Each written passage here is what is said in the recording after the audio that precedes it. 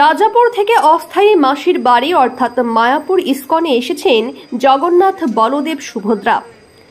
ইস্কনে জগন্নাথ দেবের 56 ভোগের সহিত বিভিন্ন অনুষ্ঠানে মাতোয়ারা দেশ বিদেশের হাজার হাজার ভক্ত। দিন কয়েক আগেই হয়ে গেল রথযাত্রা উৎসব। দেশের বিভিন্ন প্রান্তে মহা সমারোহে পালিত হলো এই উৎসব। ঠিক তেমনি নদিয়ার মন্দির নগরী মায়াপুর ইস্কন মন্দিরে রাজাপুর থেকে নিয়ে আসা হয়েছে জগন্নাথ বলদেব ও সুভদ্রা দেবীকে।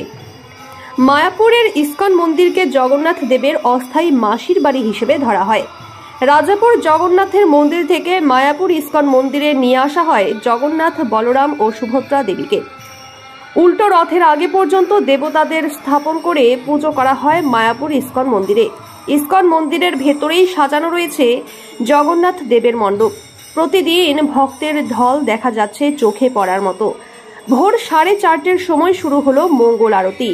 এরপর প্রতিদিন দুপুর 12:30টার সময় 56 ভোগ দেওয়া হয় জগন্নাথ দেবের সামনে। দেশ বিদেশের বিভিন্ন ধরনের খাবার রাখা হয় বিগ্রহের সামনে। তার মধ্যে থাকে পাস্তা, বার্গার, ক্রিমরোল, ডোনাট, আরও রকমারি খাদ্য। দেশ বিদেশের বহু ভক্তরা প্রতিনিয়ত আসছেন জগন্নাথ দেবকে দর্শন করতে। জগন্নাথ, বলরাম ও সুভদ্রা মহারানীর সোনার আবরণে সজ্জিত হন এই দিন। আশা করা যাচ্ছে ভক্তের সমাগম এদিন ছিল চোখে পড়ার মতো।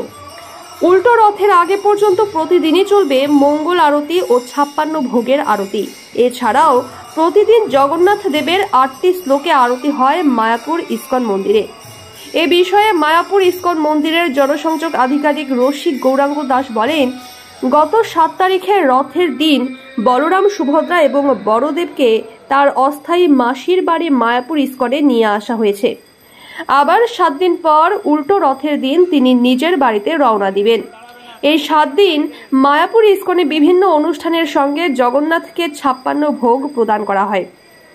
যেহেতু জগন্নাথ দেব খাদ্যরসিক ছিলেন, সেই কারণে তার পছন্দের খাবার যেমন কেক, লাড্ডু থেকে শুরু করে পাস্তা এবং প্রিয় ফল কাঁঠাল ভোগ দেওয়া হয়।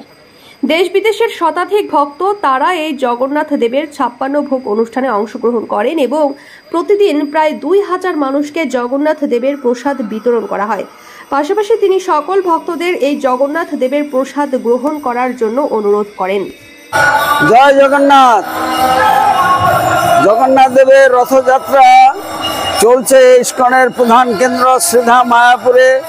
রাজাপুর থেকে 5 কিলোমিটার অতিক্রম করে 3টি সুসজ্জিত রথ জগন্নাথ, বলদেব, সুভদ্রা মহারানী মায়াপুরে এসেছেন 7 তারিখে এবং রিটার্ন রথ হবে 15 তারিখে। এই কদিন ব্যাপী জগন্নাথ দেব এই অস্থায়ী মাসির বাড়ি রূপে পঞ্চতত্ত্ব মন্দিরে গুন্ডিচা মন্দির স্থাপন করা হয়েছে, সেখানে অবস্থান করবেন। আজ বিশেষ দিন, আজ 56 ভোগ চলবে প্রত্যেক দিনই। এই শুভ দিনে জগন্নাথ দেবের স্বর্ণবেশ ধারণ করা হয়েছে, পরানো হয়েছে এবং এই 56 ভোগ নামে মাত্র এখানে শতাধিক দেশ বিদেশের খাবার পরিবেশন করা হয় জগন্নাথ দেবকে। জগন্নাথ দেব ভোজন রসিক এবং তিনি খেতে ভালোবাসেন, যার জন্য তার হাতের জল শুকায় না। এখানে মঙ্গল আরতি থেকে শুরু করে সারাদিন ব্যাপী বিভিন্ন অনুষ্ঠান চলে। সেই উপলক্ষে নামে 56 ভোগ, কিন্তু দেশ বিদেশের বিভিন্ন খাবার, পিজা, পাস্তা থেকে শুরু করে কেক, লাড্ডু, খাজা, গজা, তার প্রিয় কাঁঠাল, বিভিন্ন রকম ফল, মিষ্টি এবং বিভিন্ন রকমের সেটি শতাধিক আইটেম পরিবেশন করা হয় এবং প্রত্যেক দিন 2000 লোকের মধ্যে এই প্রসাদ বিতরণ করা হয়।